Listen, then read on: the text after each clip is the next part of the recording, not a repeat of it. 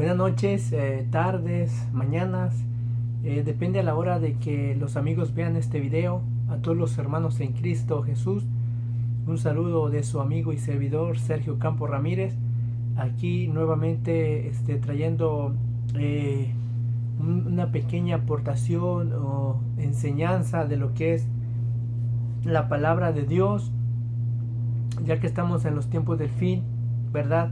Y queríamos trasladar algo que estaba yo meditando sobre el libro de Apocalipsis, ya que la Biblia nos enseña claramente, nos dice que los que leamos, entendamos y que guardemos la palabra de la profecía. Entonces no soy profeta ni nada de eso por el estilo, porque el apóstol Pedro dice que nosotros tenemos la palabra más profética y segura. Entonces el que habla de la palabra del Señor, ese se vuelve una atalaya, se vuelve un mensajero, se vuelve alguien que predica la palabra de Dios, se vuelve un apóstol, porque eso es un enviado, lleva la palabra de Dios, ¿verdad? Y no diciendo yo decreto, yo declaro, no a ese extremo, sino a como está escrita la palabra de Dios. Entonces queríamos trasladar el tema sobre el quinto sello. Veníamos la quinta trompeta, veníamos hablando sobre los terremotos, sobre lo que va a haber en los últimos finales, el megaterremoto, los asteroides que vienen a impactar sobre el mar, sobre la tierra. Y me llama mucho la atención en el capítulo 9, voy a leer para entrar en un poco más en detalle sobre el quinto ángel que toca la quinta trompeta, y vamos a ver este acontecimiento que es apocalíptico, es para el tiempo del fin y es para el tiempo de la gran tribulación, en lo cual Dios nos hace el llamado ahora que estamos a tiempo de oír esta palabra del Señor. Entonces la palabra del Señor es para todas las generaciones, para aquel que tenga oído que oiga la palabra del Señor, aquel que tenga ojos que vea lo que se está viendo, las señales que Dios está hablando a través de su palabra. Entonces dice así la palabra del Señor en el libro de Apocalipsis capítulo 9, dice así: el quinto ángel tocó la trompeta y vi una estrella que cayó del cielo a la tierra, y se le dio la llave del pozo del abismo, y abrió el pozo del abismo, y subió humo del pozo como humo de un gran horno, y se oscureció el sol y el aire por el humo del pozo, y del humo salieron langostas sobre la tierra, y se le dio poder como tiene poder los escorpiones de la tierra. Y se les mandó que no dañaran a hierba verde, a hierba de la tierra, ni cosa verde alguna, ni a ningún árbol, sino solamente a los que no tuvieran el sello de Dios en sus frentes. Y les fue dado no que los mataran, sino que los atormentaran por 5 meses, y su tormento era como tormento de escorpión cuando hiere al hombre. Y en aquellos días los hombres buscarán la muerte, pero no la hallarán, y ansiarán morir, pero la muerte huirá de ellos. El aspecto de las langostas era semejante a caballos preparados para la guerra, y en la cabeza tenían como coronas de oro, sus caras eran como caras humanas, tenían cabellos como cabellos de mujer, sus dientes eran como de leones, tenían corazas como corazas de hierro, el ruido de sus alas eran como estruendo de muchos carros a caballos corriendo a la batalla. Tenían colas como de escorpiones y también aguijones, y en sus colas tenían poder para dañar a los hombres durante 5 meses. Y tienen por rey sobre ellos al ángel del abismo, cuyo nombre en hebreo es Abadón y en griego Apolión. Gloria a Dios. Leí mucho sobre este capítulo ¿verdad? Para dar introducción a lo que es el quinto sello, ya que nos habla de un ejército, nos habla de una especie como de animales, y, y como la palabra del Señor a veces habla, como en este caso en el libro de Apocalipsis, que es un libro que habla, muchas veces usa el idioma alegórico, idioma como de simbología o representación, y hay cosas que podemos notar que son naturales, pero hay cosas que son espirituales. Pero en este caso, como en los casos anteriores que veníamos hablando, literalmente son fenómenos o son meteoros o asteroides que vienen a impactar a la tierra y al mar. Pero en este caso, cuando dice que la trompeta suena y ve que una estrella cae del cielo, eso no se puede interpretar como algo literal, sino que la estrella se deduce que no es literal porque se le dio una llave, y esta estrella dice que se le dio para que abriera el pozo del abismo. Entonces aquí ya vamos a entrar en qué es este pozo del abismo, porque ya vimos las características que salen de ese pozo. Dice que sale una especie de langostas como animales, y eso nos recuerda también algo que pasó en Egipto, que Dios mandó langostas y que exterminaron o acabaron con toda la plantación de Egipto. Pero en este periodo que nos habla en este libro de Apocalipsis, esto se les ha dado una orden. Por eso no se puede decir que literalmente sea una estrella, sino que es un ángel que cae sobre la tierra, sobre el mar, y se le da la llave para que abra el pozo del abismo. Dice: el quinto ángel tocó la trompeta y vio una estrella que cayó del cielo en la tierra, y se le dio la llave del pozo del abismo. Entonces aquí entramos a entrar a unas preguntas. ¿Dónde está ese pozo del abismo? ¿En dónde se encuentra? ¿En dónde está ubicado? ¿Por qué nos habla la Biblia que cayó en la tierra esa estrella y que se le da una llave para que abra el pozo del abismo?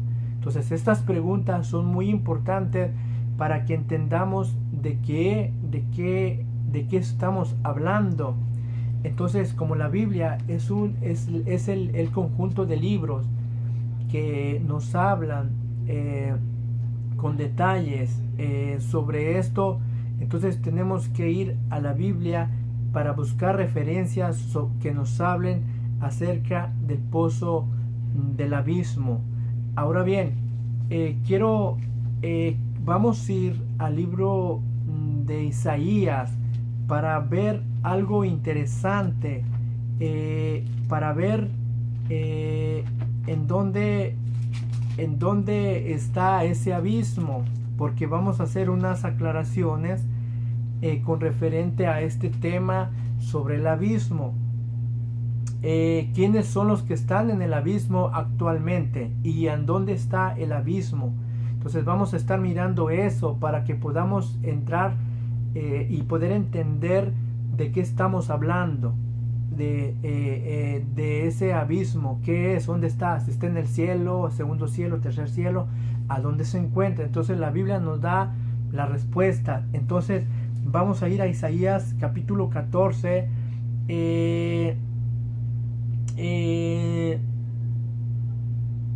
Vamos a leer el verso 13, verso 14, capítulo 14 de Isaías, verso 13. Tú que decías en tu corazón: subiré a los cielos, a lo alto, junto a las estrellas de Dios levantaré mi trono, y en los montes del testimonio me sentaré, a los lados del norte. Dice el verso el verso 11. Descendió al Seol tu soberbia, y el sonido de tus arpas. Gusanos serán tu cama, gusanos te cubrirán. Como caíste del cielo, oh lucero de la mañana, cortado fuiste por tierra. Y luego dice el 15, mas tú derribado eres hasta el Seol, a los lados del abismo. Ahora bien, aquí se está dando a entender cuando el querubín pecó contra Dios y dijo: subiré a los cielos y pondré mi trono a los lados del norte, en el testimonio, allá me sentaré y seré semejante al Altísimo. Entonces Satanás fue echado del lugar donde Dios lo tenía. Entonces aquí hay algo interesante. Dice que mas tú derribado eres hasta el Seol, a los lados del abismo, a los lados del abismo. Allí ya tenemos una ilustración a dónde está ese abismo. Y vamos a entrar, ya que menciona aquí la Biblia el Seol. Vamos a ver que vamos a aclarar esto. En la Biblia encontramos el Seol. En el Antiguo Testamento era el Seol, pero en el Nuevo Testamento lo han traducido como el Hades. Y ese lugar donde están las almas, donde están las almas que han pecado, que no tienen esperanza, pero también están las almas justas, o estaban las almas justas. ¿Por qué? Porque el Seol, conocido como el Hades ya en el Nuevo Testamento, está compuesto, vamos a decirlo así, de tres niveles. El seno de Abraham es uno, y donde estaban las almas justas, que de generación en generación, desde el primer hombre que pecó, desde el primer hombre que ha muerto justo, ¿verdad?, está en el seno de Abraham. Y lo podemos ver cuando muere el rico, ¿verdad? Y muere también el rico, y que va, dice que estando en el Hades, en tormento, pero que también muere el pobre y que va al seno de Abraham. Entonces el que murió en pecado, el que murió en desobediencia a Dios, él podía ver a Lázaro porque miraba a Abraham. Entonces, ¿qué quiere decir esto?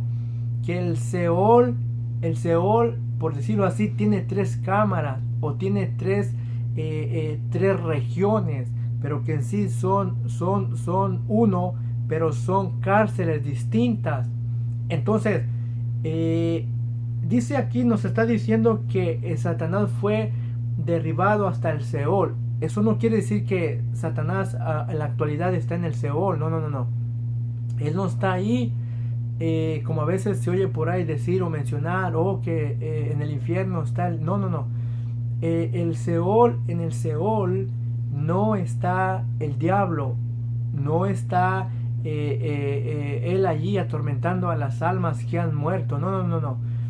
La Biblia nos dice claramente que Pablo dice que nuestra lucha no es con carne ni sangre, sino contra principados, contra potestades, en las huestes de maldad en las regiones celestes. O sea, el diablo fue restringido a cierto límite sobre el universo, que desde allá se introduce a la tierra, y que tiene ángeles caídos que están operando. Claro que sí están operando, pero como leíamos en el quinto sello, dice que a este ángel se le dio la llave del pozo del abismo. Entonces, estas criaturas, o sea, porque son ángeles caídos que están ahí en ese pozo de abismo. Entonces, el Hades está compuesto de estas tres dimensiones: el seno de Abraham, y el lugar donde iban los pecadores, los que morían sin esperanza, y al lado estaba lo que se le conoce el abismo. Ahora bien, ya tenemos eso, a dónde está el abismo, más o menos junto, o viene siendo el mismo, el Seol, pero en cárceles o cámaras distintas. Ahora bien, ¿por qué estoy aclarando esto, diciendo esto? Porque a veces confundimos y decimos que el abismo o el Seol es el mismo, y que es donde están las almas pecadoras o que mueren sin esperanza. No están ahí. No están ahí los ángeles caídos, como dice, que destapan el sello y van a salir de ese lugar de abismo. Ahora bien, la pregunta es, ¿a dónde se encuentra el abismo? ¿A dónde se encuentra el abismo? ¿A dónde está? Bueno, recordemos que el apóstol Pablo dice que a Jesús se le dio un nombre que es sobre todo nombre, para que en el nombre de Jesús se doble rodilla de todo lo que está en los cielos, primer plano, y luego de todos los que están en la tierra, segundo plano, y dice, y debajo de la tierra. Ahora entendemos que abajo de la tierra hay criaturas, y estas criaturas es a lo que estamos llevando, que son, estas criaturas son donde estaba el Hades, o donde estaba el Seol, o donde está en este momento el Seol. Ahora bien, está en ese lugar, está dentro de la tierra.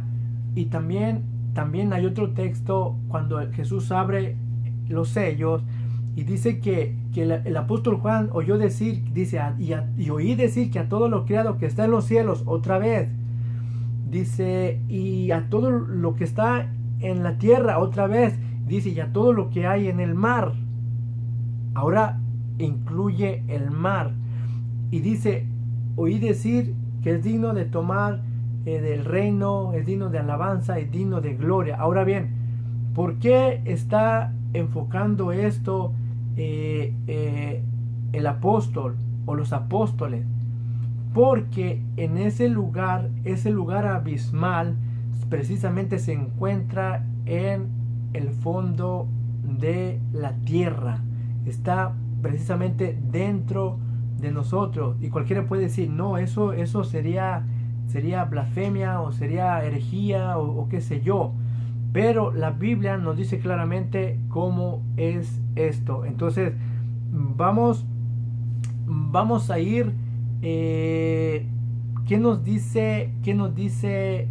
¿Por qué decimos que está dentro del mar o dentro de la tierra, en lo más profundo? Porque vamos a ver lo que David en uno de sus salmos escribe. Y vamos a ir al Salmo 69, verso 15. Salmo 69, verso 15. Lo que escribe David y lo que él pudo ver por medio del Espíritu. Dice él, no me anegue la corriente de las aguas, ni me trague el abismo, ni el pozo cierre de mí su boca. Allí ya encontramos que hay una relación entre las aguas y un pozo, y David lo llama el pozo, el abismo, del abismo. Entonces, ¿por qué estamos diciendo esto? Porque vamos a aclarar algo sobre estas criaturas que son ángeles caídos, que están en ese lugar, y que no los podemos malinterpretar, que los ángeles, esos ángeles pueden salir de ahí y salen de ahí y entran a cada momento y andan en la tierra. No. Esos están allí precisamente porque Dios los ha determinado que estén ahí, y se cree que son tan peligrosos que si los desata por un momento, estos pueden destruir la tierra. Y estos ángeles estos ángeles lo comprueba el apóstol Pedro, que dice que los ángeles que no guardaron su dignidad, sino que los arrojó al infierno, a cárceles de oscuridad. Entonces, ¿a dónde? Al lado del Seol, al lado del Seol. Entonces, estos ángeles que están, o más bien que están dentro de ese pozo y que están atados, porque están atados. Acuérdense que en Apocalipsis el capítulo 9 nos dice que la trompeta suena y que se le dio a un ángel que abriera ese pozo. Bueno, pues esos son los que van a salir de ese lugar. Entonces, no podemos mezclar que esos ángeles están activos. No. En la atmósfera se mueven ángeles, hay ángeles caídos que son activos, que están operando, que están engañando, pero hay otros que están guardados específicamente, que van a ser soltados en el tiempo apocalíptico, en el tiempo de la gran tribulación. Ahora bien, también vamos a ir al libro de Jonás, porque el Señor también a Jonás le dio algo para transmitir, en lo cual muchas veces pasamos por alto estos detalles y que son muy importantes para entender esto. Miren lo que Jonás decía. Dice en Jonás capítulo 2, verso 5: las aguas me rodearon hasta el alma, rodeándome el abismo, el agua se enredó en mi cabeza, el alga se enredó en mi cabeza, descendí a los cimientos de los montes, la tierra echó sus cerrojos sobre mí para siempre, mas tú sacaste mi vida de la sepultura. Aquí vamos a ver varios detalles sobre este suceso. Jonás no simplemente estuvo en el pez, no, él murió. Él murió físicamente. En esos 3 días que él estuvo, él murió físicamente, y Dios lo llevó hasta el Seol. Él pudo ver el abismo, él pudo ver lo que había en ese lugar, pero no estaba dentro del abismo, sino que solamente lo divisó, porque en el Hades se podía ver como el rico que estaba en la llama que lo atormentaba, podía ver a Lázaro, podía ver a Abraham. Entonces aunque tenía quizás kilómetros de distancia y de separación, porque dice la Biblia que había una cima que los separaba, pero acuérdense que ellos están en un espíritu, tienen cuerpo espiritual, por lo cual no están ligados a esta ley de la materia, pero estaban encarcelados. Ahora bien, Jonás, él pudo experimentar que él llegó a ese lugar y se cerró, no había escape, porque todo aquel que moría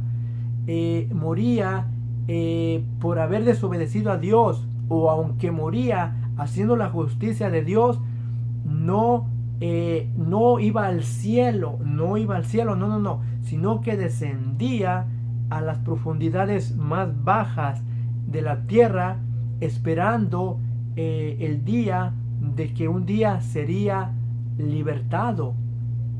Entonces, ¿cómo podemos ver esto? Para ya entrar un poquito más en detalle, vamos a ir a Primera de Pedro capítulo 3. Primera de Pedro capítulo 3, para hablar sobre Jesús, porque Jesús fue a ese lugar. Y aquí vamos a entrar un poquito más en lo que es en la enseñanza, para traer una ilustración, una idea más clara acerca de este suceso. Dice 1 de Pedro capítulo 3, verso 19: Dice, porque también Cristo padeció una sola vez por los pecados, el justo por los injustos, para llevarnos a Dios, siendo a la verdad muerto en la carne, pero vivificado en el Espíritu, en el cual también fue y predicó a los espíritus encarcelados, los que en otro tiempo desobedecieron. Gloria a Dios.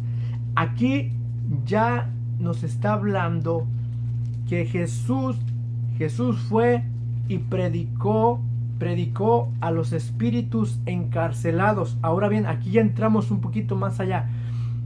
¿Quiénes son los espíritus encarcelados? Bueno, según la escritura, el Hades tenía estos tres niveles. El seno de Abraham, o sea, son espíritus encarcelados, almas encarceladas justas que esperaban la libertad. Y los pecadores, los que morían sin esperanza, también eran almas, espíritus encarceladas para ser condenadas por toda la eternidad sin esperanza. Ahora bien, como ya dijimos que el abismo estaba al lado del Seol, entonces en ese abismo están los espíritus, los ángeles caídos. Entonces, eso quiere decir que cuando Jesús baja, porque cuando Jesús murió, o sea, no simplemente estuvo su espíritu inmovible, sino que él bajó hasta las profundidades más bajas de la tierra, y con un propósito. Y esto es algo tremendo. ¿Qué propósito? Dice el apóstol Pedro que Jesús fue y predicó. ¿A quién les predicó? Bueno, les predicó a los ángeles caídos, a los ángeles que habían pecado. Les predicó a las almas que estaban en ese lugar y que habían muerto en desobediencia, y les predicó a los que estaban en el seno de Abraham. Y esto fue algo majestuoso y algo tremendo, para muchos de alegría y júbilo, pero para otros tristeza y dolor. ¿Por qué? Porque Jesús, cuando va a predicar a ese lugar, no fue a predicar un mensaje de perdón, un mensaje de reconciliación, sino que llevó como un mensaje de victoria, de afrenta, para dar testimonio a aquellos que no habían creído, pero no nomás para dar testimonio de los que no habían creído, sino para quitarle a la muerte, al diablo, a Satanás, quitarle el poder que tenía sobre toda la raza humana o la gente humana desde el primer hombre. Porque por medio de Satanás, por haber engañado al hombre, estos lugares fueron abiertos, existieron. ¿Por qué? Porque él le robó la vida, le robó la eternidad a Adán. Entonces nadie, todo ser humano que moría, aunque si iba al seno de Abraham con la esperanza de que quizás alguien los iba a libertar y poder darles una oportunidad, pero aquellos que verdaderamente habían muerto en pecado, no había oportunidad. Ahora sucede algo muy tremendo en ese lugar, y es algo poderoso. ¿Por qué? Porque Jesús, en el mensaje que llevaba un mensaje de victoria. Había vencido la muerte, había vencido el pecado, y ahora no nomás entraba a ese lugar. Quizás la muerte y el diablo pensaron que una alma más simple que llegaba, pero más no sabían que iba el que tenía la vida, el que era todopoderoso, el que era alfa y el omega, el que era inmortal, y que con su inmortalidad iba a llevar a todos aquellos que desde generación en generación habían muerto creyendo en los sacrificios, en los mandamientos de Dios, en los que guardaban la palabra de Dios. Por eso iba a llevar. O sea, Jesús no fue a predicar un mensaje decir si alguien me acepta aquí, yo me lo voy a llevar. No, sino que era un mensaje como de afrenta, como diciendo, como dijo Jesús, le dijo, yo tengo ahora las llaves del Hades y de la muerte. Entonces nadie cuando moría iba al cielo o al lugar del paraíso que Dios tiene, sino que iba a ese lugar. Ahora bien, ¿qué hace Jesús cuando va a ese lugar? ¿Qué hace Jesús cuando va a ese lugar? Vamos a verlo en Efesios capítulo 8 y verso 10. Efesios capítulo 4, verso 8 al 10. Dice, porque subiendo, por lo cual dice, subiendo a lo alto llevó cautiva la cautividad y dio dones a los hombres. Y eso que subió, que es sino que primero descendió a las partes más bajas de la tierra. Oiga bien, por eso decíamos que dentro de la tierra, en el centro de la tierra, es donde se encuentra este lugar. Entonces Jesús baja a las partes más bajas de la tierra y se lleva a los cautivos. ¿A cuáles? Aquellos que estaban en el seno de Abraham, aquellos que habían muerto con la esperanza de que un día iba a venir el Salvador, el que iba a redimirlos. Entonces podemos ver esta escena cuando Jesús se presenta: yo soy el que caminó con ustedes en el desierto, a la generación de Moisés, a la generación de Noé. Yo fui el que le di palabra a Noé para que llevara mi palabra, para que hubiera salvación, pero no obedecieron, no quisieron obedecer, y ahí estaba, y la generación que estaban, todos los que estaban en el seno de Abraham decían amén. Nosotros siempre creímos en él, nosotros siempre esperamos en él. Entonces eso se convertía para ellos en grande alegría y grande libertad, y salieron triunfando. Pero ¿qué hay de aquellos que dijeron no, o que murieron en el pecado? Pues murieron o se quedaron en el Hades. ¿Por qué? Porque Jesucristo, cuando bajó a ese lugar, dice la palabra del Señor, que llevó cautiva la cautividad. En otras palabras, nadie podía salir de ahí porque estaban presos por la muerte, por el pecado. Y aunque no hubieran cometido pecado, y aunque hubieran muerto practicando los mandamientos de Dios, de la misma manera estaban en el Hades. No tenían oportunidad de salir por sí mismos.